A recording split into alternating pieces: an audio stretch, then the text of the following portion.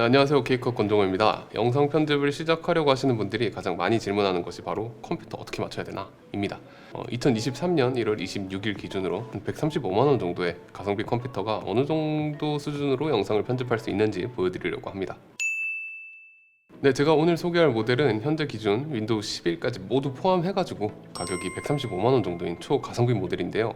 인텔에서 컴퓨터를 빌려주셔가지고 이 컴퓨터로 최근에 제가 진행하는 프로젝트들 편집을 해봤는데 가격대에 비해서 굉장히 퍼포먼스가 좋다는 생각이 들었습니다. 그리고 개인적으로도 굉장히 흥미로웠던 지점이 이 컴퓨터가 인텔의 새로운 그래픽카드 인텔 아크 A770 리미티드 에디션 D6 16기가 그래픽카드를 가지고 있다는 점입니다. 인텔의 그래픽카드 이게 영상 작업용으로는 성능이 상당히 괜찮다고 제가 들었습니다. 인텔 아크 그래픽카드가 탑재된 135만원짜리 가성비 컴퓨터의 영상 편집 퍼포먼스가 어떨지 윈도우에서 많이들 활용하시는 프리미어랑 다빈치를 활용해서 알아보도록 하겠습니다. 입문용 영상 편집 컴퓨터를 알아보신다면 굉장히 만족스러울 수 있을 것 같아요. 그리고 PC를 구입하실 때 영상 편집용 PC를 구입하신다면 반드시 그래픽카드가 있는 모델로 고르셔야 됩니다. 프리미어 프로 같은 경우에도 이제 그래픽카드가 없다면 렌더링 시간이라든가 아니면 색 보정을 먹였을 때라든가 이런 때 굉장한 많이 차이가 나게 되고 플레이백 퍼포먼스도 그래픽카드의 영향을 받는 경우가 상당히 많습니다. 다빈치 리졸브의 경우에는 그래픽카드 의존도가 더 심합니다. 다빈치 리졸브는 그래픽카드를 적극적으로 활용하는 프로그램인 만큼 그래픽카드가 없는 PC는 영상 편집용 컴퓨터로 적합하다고 보기는 매우 힘듭니다. 가끔 CPU만 좋으면은 된다.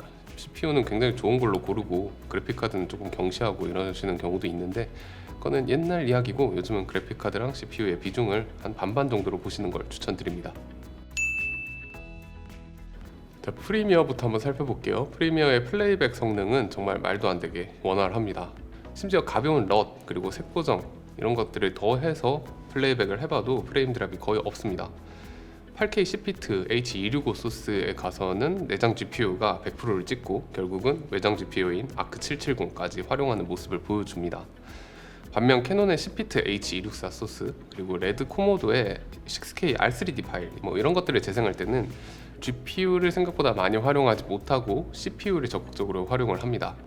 레드 코모도의 R3D 소스 같은 경우에는 만약에 색 보정을 먹였을 때 아크 770 이 외장 그래픽 카드를 적극적으로 사용하게 됩니다.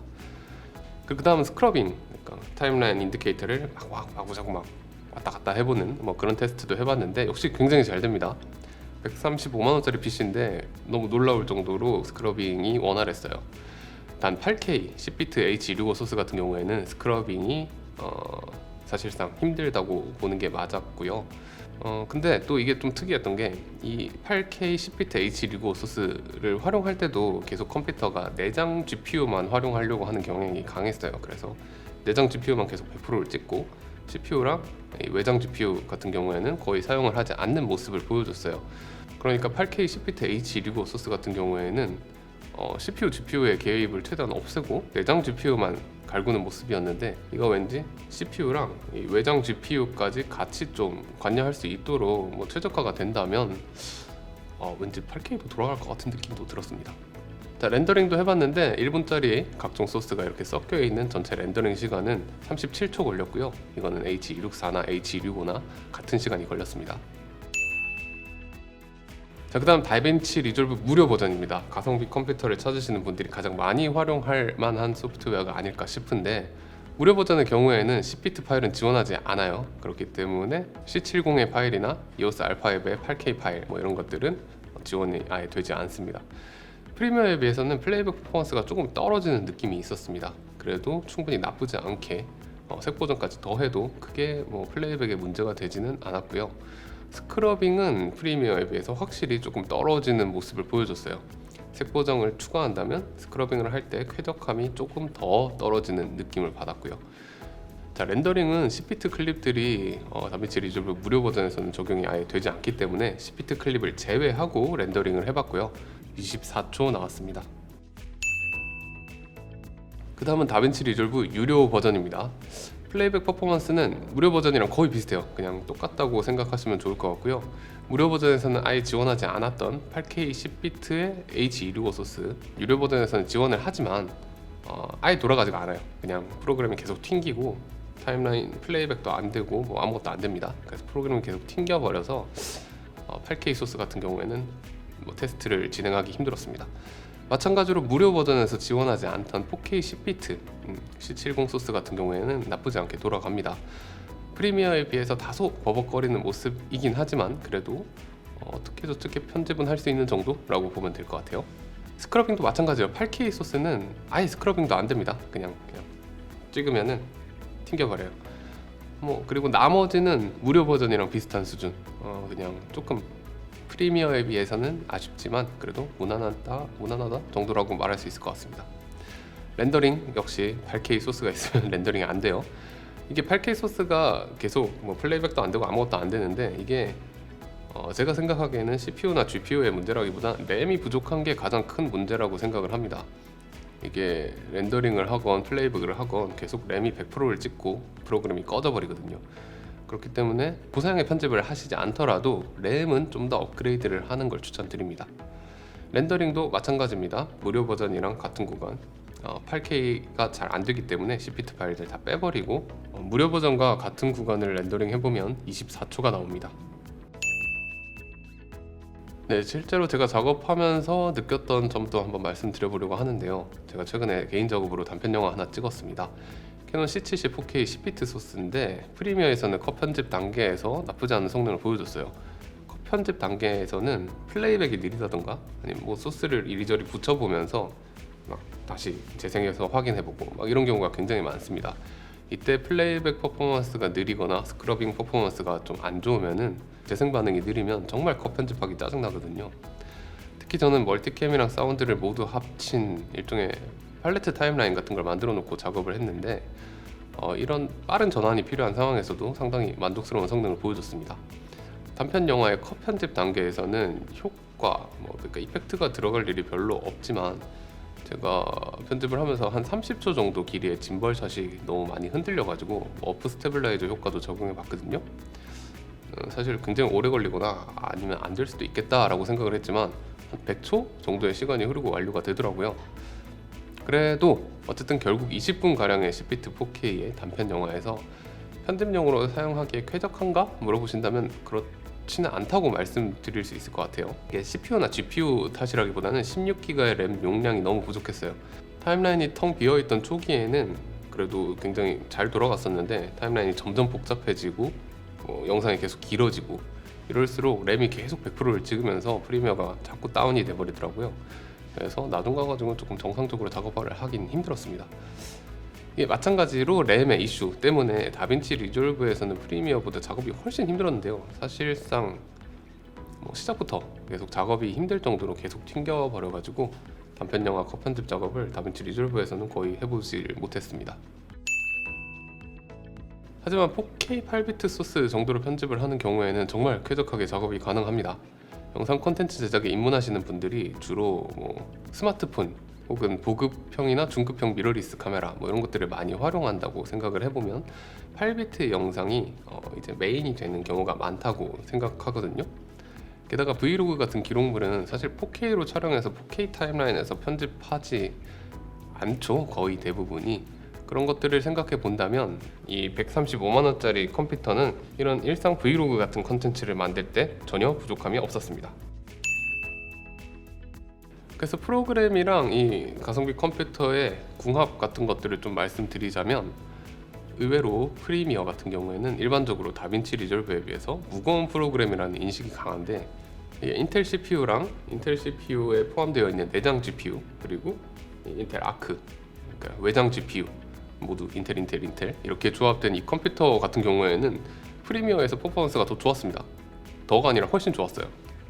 원래 어도비랑 인텔이 좀 친하다는 생각을 많이 받긴 했지만 그래서 그런지 특히나 8K, 10비트 이런 고급 사용자용 영상을 조금이라도 편집을 하게 된다면 다빈치보다는 프리미어가 훨씬 더 좋은 선택이라고 생각이 되었습니다. 자, 다빈치 리졸브 무료 버전은 10비트가 지원이 안 돼요. 이 컴퓨터는 그리고 4K 10비트 이상의 영상을 편집하기에는 조금 어려움이 있어 보였습니다. 따라서 어차피 10비트가 지원되지 않는 다빈치 리졸브 무료 버전은 이 컴퓨터랑 상당히 좋은 가성비 궁합이 될 거라고 생각을 합니다.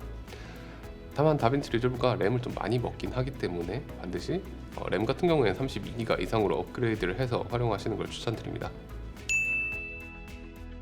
자, 업그레이드도 조금 하면 좋을 것 같아요. 이 컴퓨터가 CPU, GPU 굉장히 마음에 들었거든요. 하지만 SSD 우선 이게 512기가짜리 SSD가 들어있는데 한 1테라 정도로 업그레이드 해도 좋을 것 같고요. 이게 프로그램 용량들도 꽤 되는 데다가 캐시 파일 같은 것도 쌓이고 아무래도 외장 SSD가 아니라 컴퓨터에 파일을 옮겨가지고 작업을 하기엔 512기가는 너무 좀 양이 적거든요. 그래서 1테라 정도의 SSD로 업그레이드 하는 걸 강력하게 추천드리고, 그 다음 중요한 거 램을 꼭 32기가 이상 확보해 주세요. 이게 영상이 길어지면 편집할 때 램 부족으로 뻥나는 경우가 너무 많았어요. 이 컴퓨터로 제가 작업을 해보면서 제일 힘들었던 게 램 부족 현상이었습니다. 특히나 다빈치 같은 경우에는 램 부족 현상이 심하기 때문에 다빈치 유저분들은 꼭 램을 업그레이드하길 추천드립니다. 아닙니다. 프리미어 유저분들도 램은 꼭 업그레이드 하시는 게 좋아요. 결론적으로 제가 오늘 테스트해본 이 컴퓨터에 램을 32기가로 업그레이드하고 SSD도 1TB로 업그레이드를 하면 한 145만원 정도의 가격대로 구입을 할 수 있거든요. 10만원 정도의 투자를 꼭 추천드리는 바입니다. 네, 인텔 아크 그래픽카드는 AV1 코덱의 하드웨어 인코딩을 지원합니다. 네, 현재 고효율 코덱이라고 할 수 있는 HEVC, 그러니까 즉 H265 코덱은 유료 코덱이에요. 그에 반해서 AV1 코덱 같은 경우에는 굉장히 많은 영상 관련 기업들이 참여해서 만든 애플, 삼성, 어도비 다 들어있을걸요? 그들이 모두 참여해서 만든 차세대 오픈 코덱이라서 무료로 사용이 가능합니다. 게다가 이 AV1 코덱 같은 경우에는 기존의 H264나 H265에 비해서 화질 저하 없이 용량의 차이를 현격하게 낮춰주거든요.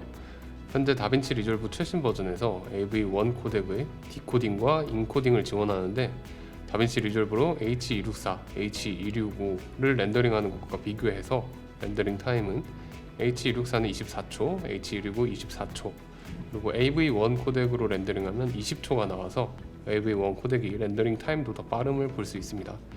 이게 아크 그래픽 카드의 하드웨어 인코딩 덕분이겠죠? 용량도 비교해보시면 H264와 H265에 비하면 굉장히 작은 것을 볼 수 있습니다. 앞으로는 아마 다른 영상 편집 프로그램들도 조만간 AV1 코덱의 인코딩을 업데이트할 것이고, 이런 상황에서 인텔 아크 그래픽카드들이 효율도 좋고 광범위하게 활용이 가능한 AV1 코덱의 하드웨어 인코딩을 지원한다는 건 추후에 영상 제작을 할 때 굉장히 큰 도움이 될 것 같습니다. 네, 제가 영상 편집에 입문하시는 분들께 추천드리는 컴퓨터를 소개하는 컨텐츠를 만들려고 이것저것 굉장히 많이 구입을 해보고 써봤어요. 근데 프리미어를 쓰고 싶은지 다빈치를 쓰고 싶은지 휴대폰으로 찍은 영상을 편집하는 게 목표인지 아니면 8K 레드 R3D 영상을 편집하는 게 목표인지, 이게 영상 편집하시는 분들마다, 그러니까 제가 컴퓨터를 어떤 거 사면 좋을까요? 이렇게 질문하시는 분들마다 만들고자 하는 영상이 너무 다양하고 제가 어떤 영상을 만들고 싶어 하시는지 알 수가 없기 때문에 어느 정도의 스펙이 PC가 필요한지도 알 수가 없었어요. 네, 하지만 이번에 좋은 기회에 가성비 좋은 PC를 소개하게 되었는데요.